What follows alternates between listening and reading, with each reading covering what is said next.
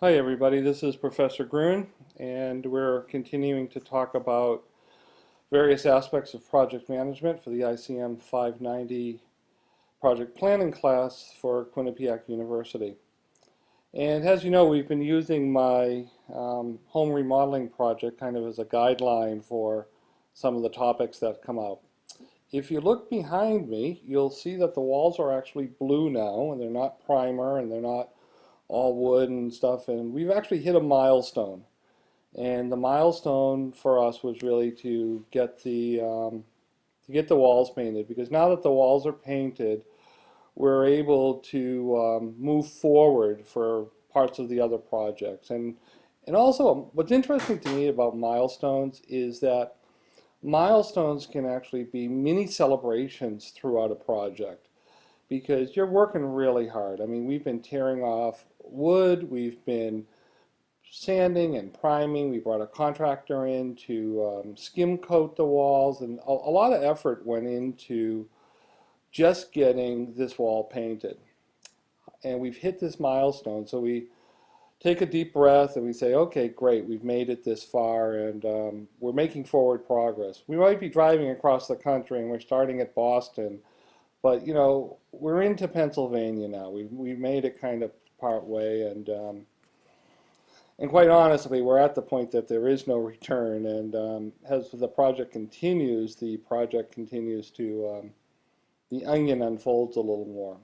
But now that we've hit this milestone, and especially around all the tasks that we talked about, the work breakdown structure, where all the tasks to get to this milestone, the taking off of the old wood, the filling in the holes, the sanding, the skim coating, the sanding, the skim coating, the primer coat, the first coat, and the second coat.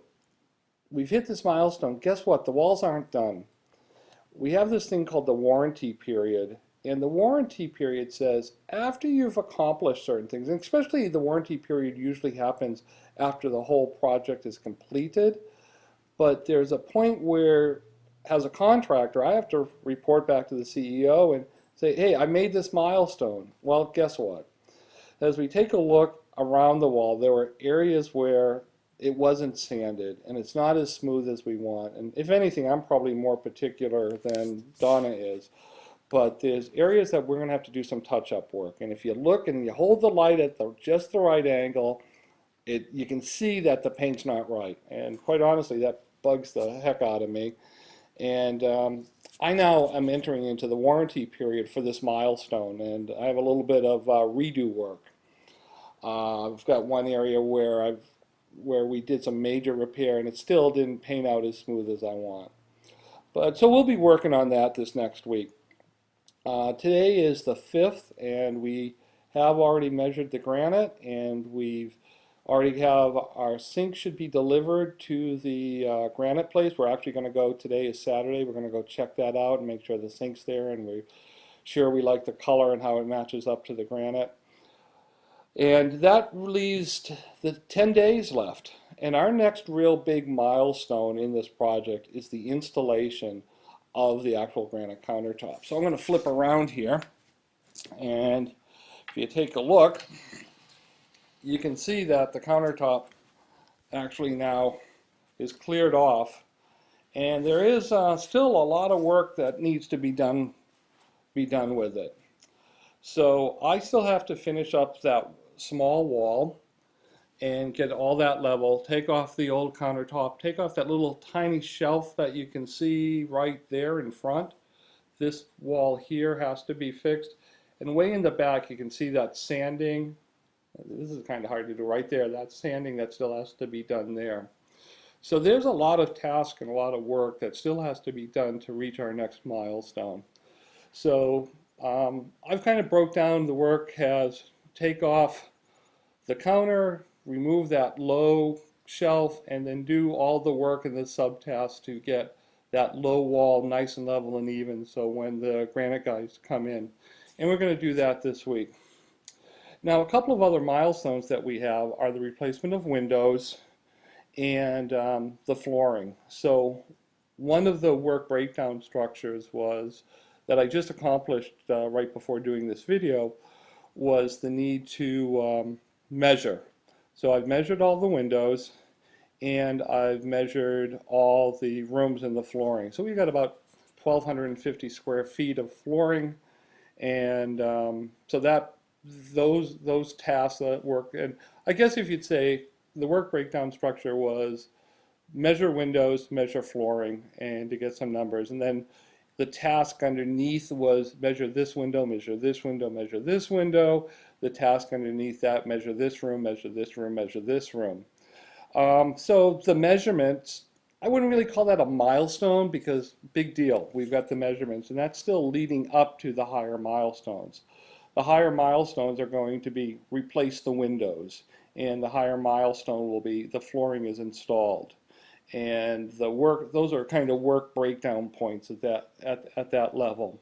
Now another work breakdown is, and so part of the measurement is design, and it's the analysis part of the work is you got to figure out how many windows you need, what windows you want, and stuff. So the home show just happens to be this week, and the newspaper had a bunch of free coupons. So Donna's at her writing lesson right now. When she gets back, we're gonna head out to the home show. Actually, our plan is to go to the granite shop and make sure that they got the sink.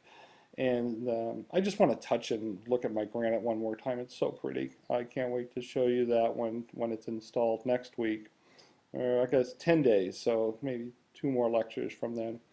So maybe what I'll be able to do, the next video, I'll have the prep work. So let's say really that right now, from a work breakdown structure, the milestone is the installation of the granite top and getting the granite top, and then I'm kind of doing prep work for install and then from the prep work for the install as being the work breakdown, then I've got a lot of different tasks. That little shelf that you can see kind of down low it has to be removed, and there's a lot of stuff that measure up to that.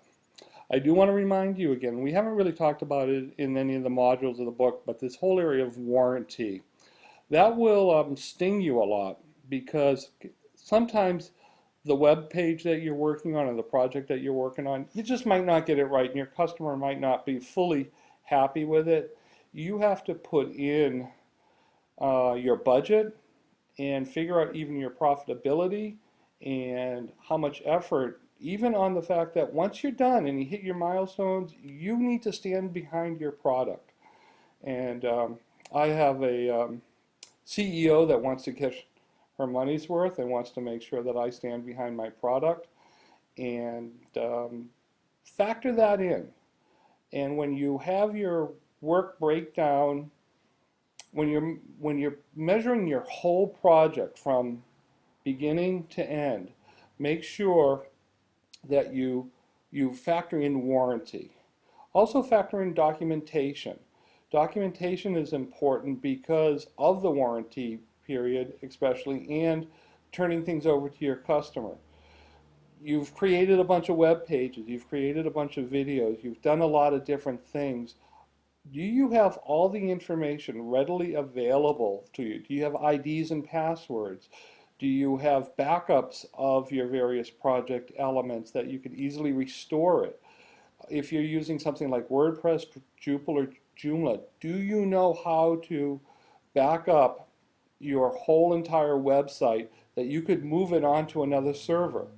Because maybe something will happen on your server that you need to have your whole website removed. Do you have a plan that has pages get added and content gets added to your website, that you have daily or weekly or monthly backups that you can always restore your work?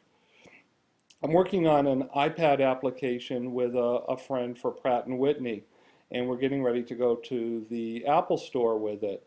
And with iOS 7 just coming out, we had to recompile it all in iOS 7 and test it, and iOS 7 actually impacted the look and feel of the application. So changes had to be made. Sometimes in your projects, your work may look good within a given OS, within a given browser, within a given situation, But then all of a sudden something changes and you have no control over that change.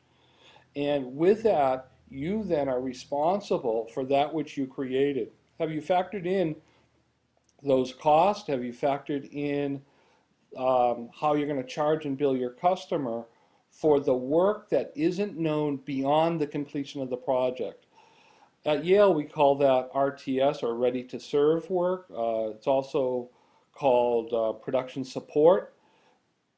I heard a long time, it's really easy for a church to buy choir robes because that's a one-time project, you raise the money.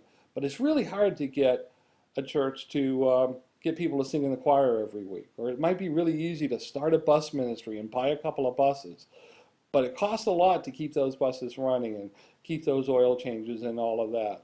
A lot of times in a lot of projects, it's really easy to buy and have the big bang and look what I have, but you've never really factored in the ongoing support. So don't forget about warranty period, even as you plan your schedule and even for your final projects. You want to give your final project a really good thing, add to it, even if it's not on. I'm not even sure if it's in future module assignments. We'll have to look, but add that to your project plan right away, that you factored in a warranty period and you've thought through some of the issues around warranty for your project. What's it going to take to keep it going? Seeing a lot of good work, seeing a lot of good stuff happen, and looking forward to more energy that you're all providing in all your workplace breakdowns and all. And hopefully in a video or two you'll actually see the granite. So, and we still have a lot of work to do. Have a great day, and just peace out, I guess. I mean, great.